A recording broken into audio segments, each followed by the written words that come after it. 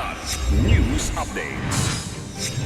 Mga balita ngayon, Cavite Representative Kiko Barzaga humingi ng paumanhin sa negosyanteng si Enrique Razo. Curly Discaya iginiit na parang sila pang nanakawan dahil sa pagbabalik pera para sa Witness Protection Program. Alex Ayala bigong umabante sa Australian Open. Posibleng makalaro sa Philippine Women's Open. Ako po si Cesar Sorian para ihatid ang mga nangunang balita sa buong kapuluan ngayon. Humingi ng paumanhin si Cavite Representative Francisco Kiko Barzaga sa negosyanteng si Enrico Razon Jr.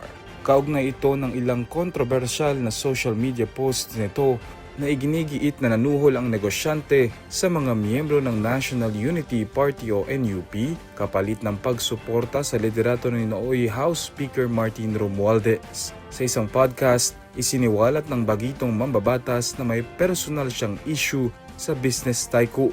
Nakalaunay nilinaw niyang isang misinterpretation bagay na kanyang pinagsisiha. Sa kabila nito, tuloy pa rin ang kasong 2 counts ng cyber libel ni Razon kay Barzaga at handa umano niya itong harapin sa korte. Nais din umano niyang personal na humingi ng dispensa sa negosyante. Nag-ugat ang cyber libel case na may 110 million pesos na moral at exemplary damages dahil sa aniyay defamatory social media post. Burado na ang mga nasabing post. Iginiit ng kontraktor na si Pacifico Curly Discaya na pakiramdam niya ay ninakawan siya ng umano'y hilingin ng Department of Justice o DOJ na magbalik o mag-restitution ng pera kapalit ng pagpasok niya sa Witness Protection Program o WPP. Sa pagdinig ng Senate Blue Ribbon Committee kahapon, kaugnay ng katiwalian sa mga flood control project, inilahad ni Discaya na tinanong umano siya ng DOJ kung magkano ang kaya niyang isauli, ngunit tumanggi siyang magbanggit ng halaga. Sabay sabing pakiramdam niya ay sila pa ang ninanakawa. Para sa akin po, parang kami po ang nanakawan. Parang ibig sabihin, parang modern day na pagnanakaw, ibig sabihin yung nakaw ba? Siya pa ang magbibigay ng pera dun sa ninakawan niya, parang ganun po. Mariin namang pinabulaanan ni DOJ Prosecutor General Richard Fadulion ang alegasyon. Kasinungalingan po yung sinasabi ni Mr. Discaya na agad-agad silang sinabihan na magsoli ka. From the hearing of November 14 in the Senate Blue Ribbon Committee, there was never a chance or an opportunity that Mr. Discaya and or counsel even approach the department despite the proddings of the chairman. Nananatili si Discaya sa kustodiya ng Senado matapos ma-cite for contempt, habang nakakulong naman ang kanyang asawang si Sara sa Lapu-Lapu City Jail kaugnay ng umano'y 96.5 million pesos na ghost flood control project sa Davao Occidental.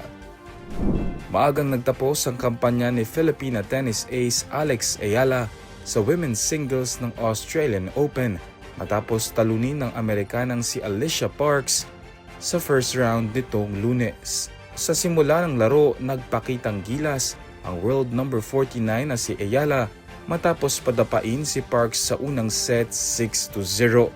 Ngunit bumawi ang world number 100 na Amerikana sa likod ng power services at umariba sa mga sumunod na dalawang set 6-3 at 6-2 upang tuldukan ang laban.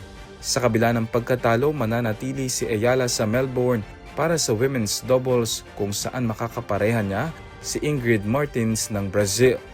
Nakaantabay na rin ang wildcard opportunity para kay Ayala sa kauna-unahang Philippine Women's Open na magsisimula ang main draw sa Enero 26.